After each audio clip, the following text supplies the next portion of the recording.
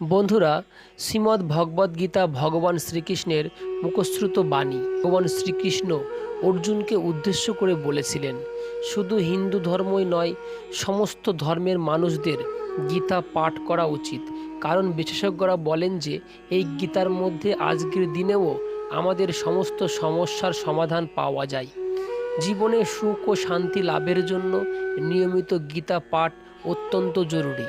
আমাদের পূর্বপুরুষরা নিয়মিতভাবে গীতা পাঠ এবং গীতার শ্রবণ করে এসেছেন, কিন্তু আমাদের দৈনন্দিন জীবনে বিভিন্ন ব্যস্ততার কারণে নিয়মিত গীতা পাঠ করা হয়ে ওঠে না।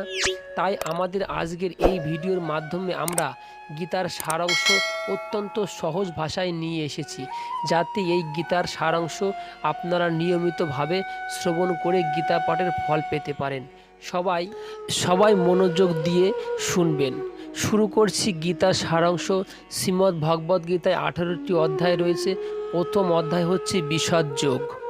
যুদ্ধক্ষেত্রে অর্জুন দেখেন কৌরব বাহিনী সামনে দাঁড়িয়ে আছে, তার আত্মীয় স্বজন, বন্ধু বান্ধব, গুরুজন প্রভৃতি সেই সেনাবাহিনীতে রয়েছেন, যাদের সাথে তাকে যুদ্ধ করতে হবে।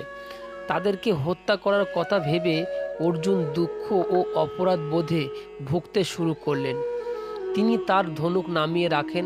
তার সারথি ভগবান শ্রীকৃষ্ণকে জিজ্ঞাসা করেন, আমি কিভাবে আমার নিজের লোকদের সাথে যুদ্ধ করব?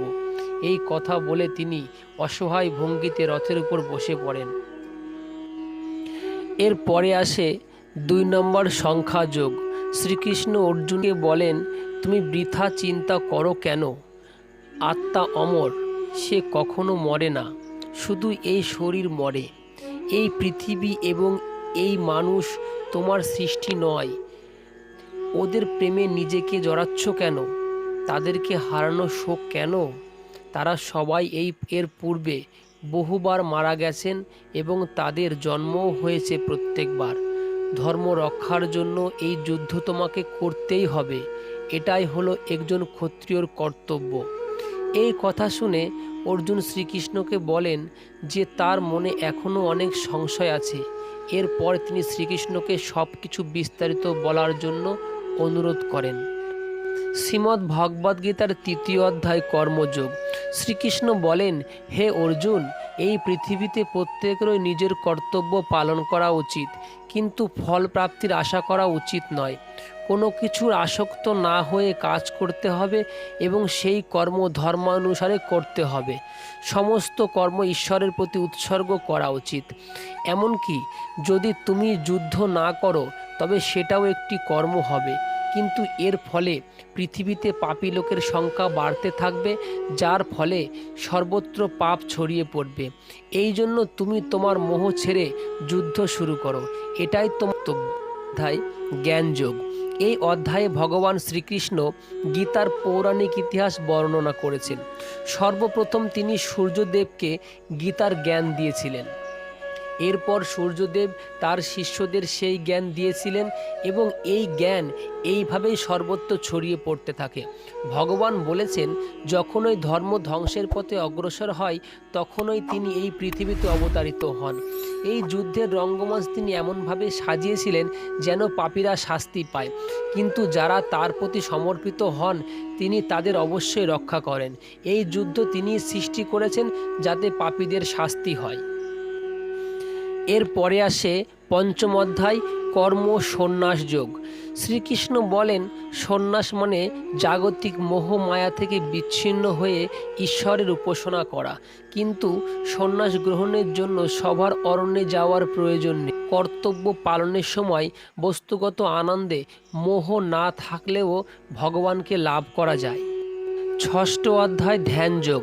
ধ্যানের মাধ্যমে একজন মানুষ তার ইন্দ্রিয়কে নিয়ন্ত্রণ করতে পারে।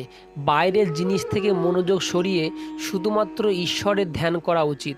নিরন্তর অনুশীলনের মাধ্যমে ধ্যানকারী যোগী হয়ে ওঠেন। তিনি প্রকৃত সুখ পেতে শুরু করেন এবং কোনো কিছু নিয়ে চিন্তিত বা ভীত হন না। তিনি ভগবানের ভক্ত হয়ে যান। ধ্যানের শেষ অবস্থা হলো সমাধি। এই পর্যায়ে পৌঁছে যোগী ঈশ্বরের সাক্ষাৎ পান। বন্ধুরা, শ্রীমদ্ ভগবদ্ গীতার সপ্তম অধ্যায় বিজ্ঞান যোগ। শ্রীকৃষ্ণ বলেছেন যে মহাবিশ্বের সব কিছু তার দ্বারা সৃষ্টি, সব কিছুতেই তিনি উপস্থিত। সূর্য, পৃথিবী, গ্রহ, নক্ষত্র, জ্ঞান, বিজ্ঞান, ইন্দ্রিয়, সুখ, দুঃখ, পাপ, পুণ্য ইত্যাদি সবই তারই তৈরি। যারা জ্ঞানের দ্বারা এই বিষয়টি বোঝে তারা ভগবানের ভক্ত হয়ে যান। যারা সন্দেহ করে তারা জগতের জড় বস্তুর প্রতি নিবেদিত হয়ে পড়ে, আর এটাই হয় তাদের দুঃখের কারণ। তারা কখনো বৈকুণ্ঠ পায় না এবং মৃত্যুলোকে বারবার জন্ম নিতে হয়, পার্থিব দুঃখ কষ্ট ভোগ করতেই হয়। বন্ধুরা, শ্রীমদ্ ভগবদ্গীতার একটি গুরুত্বপূর্ণ অষ্টম অধ্যায় হল অক্ষর ব্রহ্মযোগ। এই অধ্যায়ে শ্রীকৃষ্ণ অর্জুনকে ব্রহ্ম ও আত্মা ইত্যাদি সম্পর্কে বলেছেন। শ্রীকৃষ্ণ বলেন, অহম ব্রহ্মাস্মি, অর্থাৎ আমি ব্রহ্ম। আর যেহেতু মানুষের আত্মা ও ভগবানের অংশ, তাই মানুষও ব্রহ্ম। মানুষ এইসব জানতে পারে না, কারণ তাদের বুদ্ধি মোহর আবরণে আবৃত থাকে। শ্রীকৃষ্ণ আরও বলেন যে অন্যান্য সমস্ত দেবদেবীও কেবল তার দ্বারাই সৃষ্টি হয়েছিল। তার আরাধনা করা মানেই পরম ব্রহ্ম অর্থাৎ শ্রীকৃষ্ণেরও পূজা করা। যারা কৃষ্ণের ধ্যান করেন এবং মৃত্যুর সময় শ্রীকৃষ্ণের উপাসনা করেন, তিনি তাদের মোহ অর্থাৎ মুক্তি দান করে থাকেন। শ্রীমদ্ ভগবদ্গীতার নবম অধ্যায় রাজগৃহ যোগ। এই অধ্যায়ে শ্রীকৃষ্ণ বলেছেন, পৃথিবীতে সবচেয়ে বড় রহস্য হলো কৃষ্ণই ঈশ্বর। তিনি মহাবিশ্ব সৃষ্টি করেছেন, প্রতিটি কল্যাণে তিনিই বিরাজমান। এগুলো বোঝা মানুষের নিয়ন্ত্রণে নেই, কিন্তু তার উপাসনা করে যে কেউ তাকে লাভ করতে পারেন। উপরন্তু এই ভক্তি সন্দেহ ও স্বয়ংহীন হওয়া উচিত এবং এর মধ্যে শুধু ভগবান শ্রীকৃষ্ণের প্রতি ভালোবাসা থাকা উচিত। পৃথিবীতে যত ভালো মন্দ গুণ আছে, যেমন জ্ঞান, সৌন্দর্য, শক্তি, ভয়, সাহস, হিংসা ইত্যাদি সবই শ্রীকৃষ্ণের সৃষ্টি। যারা কৃষ্ণে বিশ্বাস করে তারা ভালো গুণাবলী অর্জন করেন, আর যারা তা করে না তারা খারাপ গুণাবলী অর্জন করেন। ঈশ্বর তাদের উভয়কে তাদের কর্ম অনুসারে উপরোক্ত ফল বা শাস্তি প্রদান করে থাকেন। শ্রীমদ্ ভগবদ্গীতার 11তম অধ্যায় বিশ্বরূপ দর্শন যোগ। এই অধ্যায়ে শ্রীকৃষ্ণ অর্জুনকে তার বিরাট রূপ দেখান। অর্জুন দেখেন যে রূপ তিন জগৎব্যাপী বিশ্বভূত। সমগ্র বিশ্বে তার প্রতিচ্ছবি রয়েছে। তার 4টি হাত আর আছে অসংখ্য মাথা। কিছু মাথা নিখুঁতভাবে ভীতিকর এবং কিছু সৌম্য দর্শন। কোনো কোনো মুখ থেকে আগুন, জল ইত্যাদি বের হচ্ছে। তাদের একদিক থেকে জন্ম নিয়ে পৃথিবীর দিকে আসছে বিভিন্ন প্রাণীরা, আর অন্যদিকে মৃত্যুর গালে ঢলে পড়ছে তারা। জন্ম মৃত্যু সবই শ্রীকৃষ্ণের মাধ্যমে। এই সব দেখে অর্জুন বিস্মিত হন এবং প্রভুর চরণে শ্রদ্ধার সাথে মাথা নত করেন। ভগবদ্গীতার 12তম অধ্যায় ভক্তি যোগ। শ্রীকৃষ্ণ বলেছেন, সবচেয়ে বড় যোগ হলো ভক্তি যোগ। কেউ যদি বড় বড় বেদ পুরাণ পড়তে না পারে, জ্ঞান হবন তপস্যা করতে না পারে, তবে তার উচিত ভক্তি যোগের আশ্রয় নেওয়া। মানুষের ঈশ্বরের প্রেমে মগ্ন হয়ে তার ভক্তি করা উচিত, তার স্তব গাওয়া উচিত, তার মনন চিন্তন ধ্যান এবং প্রশংসা করা উচিত। নিজেকে সম্পূর্ণরূপে শ্রীকৃষ্ণের চরণে সমর্পণ করা উচিত। এমন ভক্তদের শ্রীকৃষ্ণের খুব ভালোবাসেন এবং তিনি নিজেই তাদের ভক্ত হয়ে যান। এমনই প্রকৃত ভক্ত ছিল মীরা ও সুরদাস। ভগবান এমন ভক্তদের মোক্ষ দান করেন। শ্রীমদ্ ভগবদ্গীতার 13তম অধ্যায় প্রকৃতি পুরুষ বিবেক যোগ। যে মানব দেহ আত্মা পরমাত্মা জ্ঞানের এই রহস্য বোঝে, সেই এই জগতের বন্ধন থেকে মুক্তি লাভ করে। আত্মার মধ্যে ঈশ্বরের বাস, কারণ তিনি আত্মার অংশ, কিন্তু অজ্ঞতার কারণে মানুষ তা বুঝতে পারে না। তাই আগে জ্ঞান অর্জন করতে হবে। জ্ঞানের উদ্দেশ্য হলো ঈশ্বরকে বোঝা, তবে এর জন্য মানুষকে সদাচারী হতে হবে। অন্যথায় মানুষ অহংকারী হয়ে পড়বে, তখন সে এই রহস্য বুঝতে পারবে না, কেউ খুঁজে পাবে না।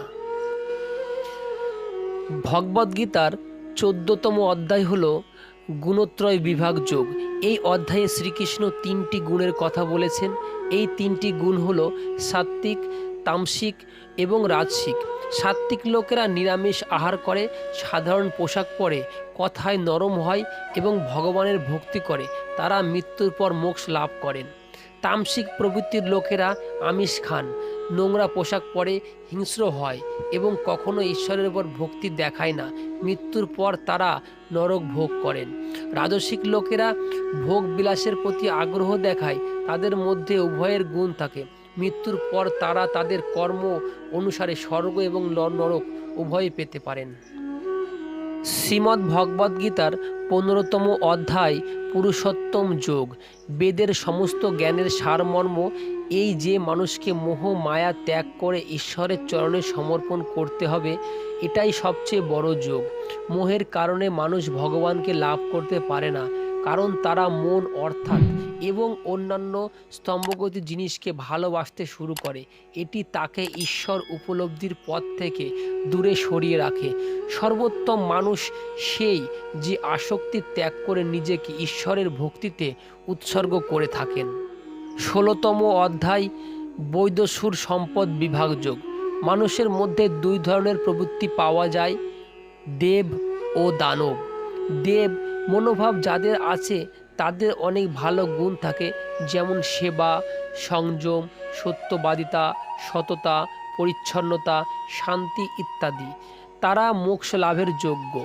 বিপরীতে আসরিক প্রবৃত্তির লোকেদের মধ্যে খারাপ গুণ থাকে, যেমন অহংকার, ঈর্ষা, ক্রোধ, কাম বাসনা, লালসা, হিংসা ইত্যাদি। তারা নরক লাভ করে থাকেন। শ্রীমদ্ ভগবদ্গীতার 17তম অধ্যায় শ্রদ্ধত্রয় বিভাগ যোগ। অর্জুন জিজ্ঞাসা করলেন, বেদ ও পুরাণ ছাড়া যারা নিজ ইচ্ছায় ভক্তি করতে চায় তাদের কি করা উচিত? শ্রীকৃষ্ণ বলেছেন, তাদের উচিত ওম তৎসৎ অনুসরণ করা। ওম মানে ঈশ্বর, তৎ মানে মোহ থেকে দূরে থাকো, সৎ মানে সত্য। অর্থাৎ একজন মানুষের মোহ মায়া থেকে দূরে থেকে সত্য পথে চলে ঈশ্বরের উপাসনা করা উচিত। এমন মানুষকে ভগবান নিজের আশ্রয়ে নিয়ে পরিত্রাণ দান করে থাকেন। সর্বশেষ অর্থাৎ 18তম অধ্যায় মোক্ষ যোগ। এই অধ্যায়ে ভগবান শ্রীকৃষ্ণ অর্জুনকে মোক্ষ লাভের পথ ব্যাখ্যা করেছেন। তিনি বলেন যে মোক্ষ লাভের জন্য একজন মানুষকে সমস্ত জিনিসের প্রতি আসক্তি ত্যাগ করে সম্পূর্ণরূপে ঈশ্বরের কাছে আত্মসমর্পণ করতে হবে। আমাদের জীবনের প্রতিটি কর্ম শুধুমাত্র শ্রীকৃষ্ণকে উৎসর্গ করা উচিত। তার প্রতি অগাধ ভালোবাসা রাখতে হবে, তার প্রতি পূর্ণ আস্থা রাখা উচিত, তার পূজা করা উচিত এবং সন্ন্যাসীর মতো সমস্ত বস্ত্র থেকে মোহ ত্যাগ করতে হবে। এইভাবে জীবনযাপন করার মানুষ অবশ্যই মোক্ষ লাভ করবে। শেষে শ্রীকৃষ্ণ অর্জুনকে বলেন যে সে যদি এখন যুদ্ধ করতে না চায় তবে সে চলে যেতে পারে, কিন্তু বিধির বিধান হবেই, তার পরিবর্তে অন্য কেউ যুদ্ধ করবে। কিন্তু অর্জুনের সমস্ত সন্দেহের অবসান ঘটেছিল। তিনি ভগবান শ্রীকৃষ্ণকে প্রণাম করেন এবং ধর্মযুদ্ধের জন্য প্রস্তুত হন। তো বন্ধুরা, আজকে আমরা আলোচনা করলাম পবিত্র শ্রীমদ্ ভগবদ্গীতার 18টি অধ্যায় সম্বন্ধে। আশা করি আমার এই ভিডিওটি তোমাদের সকলেরই ভালো লেগেছে। বন্ধুরা, যদি আমাদের এই ভিডিওটি তোমাদের সকলে ভালো লেগে থাকে অবশ্যই একটা লাইক করো, পারলে একটা শেয়ার করো। আর বন্ধুরা, এই ধরনের ভিডিও পেতে আমাদের চ্যানেলটিকে অবশ্যই সাবস্ক্রাইব করে রেখো। তো বন্ধুরা, দেখা হবে অন্য একটি ভিডিওতে। আজকের মতন এই পর্যন্তই। হরে কৃষ্ণ কৃষ্ণ কৃষ্ণ হরে হরে, হরে রাম রাম রাম হরে হরে। যদা যদা হি ধর্মস্য গ্লানির্ভবতি ভারত অভ্যুত্থানমধর্মস্য তদাত্মানং সৃজাম্যহম। জয় রাধে, জয় নিতাই, জয় গৌর হরি।